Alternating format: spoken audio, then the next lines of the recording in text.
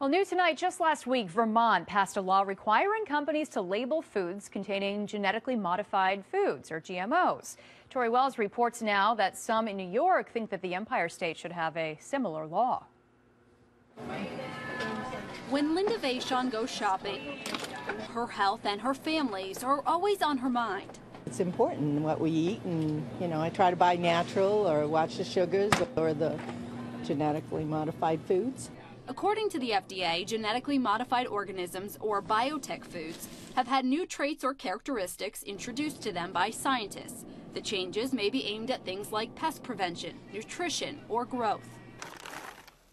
Soybeans and corn are some of the most commonly genetically engineered crops, showing up in things like cornstarch, corn syrup, salad dressings, bread, cereals, and snacks. We were always concerned about what's in the food we eat. We want to know what's in it.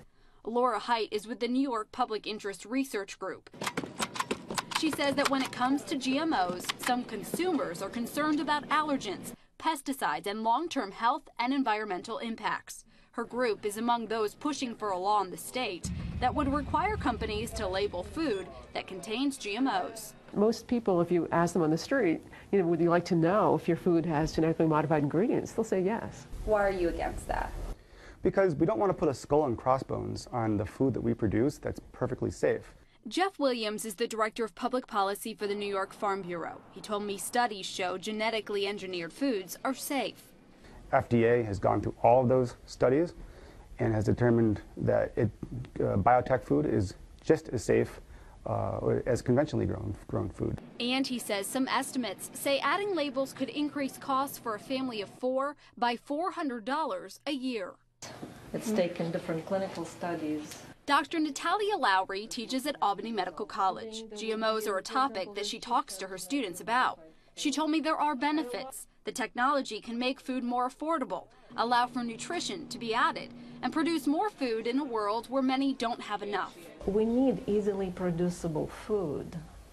And not all genetically modified food is truly evil. She told me some food, like corn, is processed so much that by the time it ends up on our table, in the form of cornstarch or corn syrup, there's just not a concern.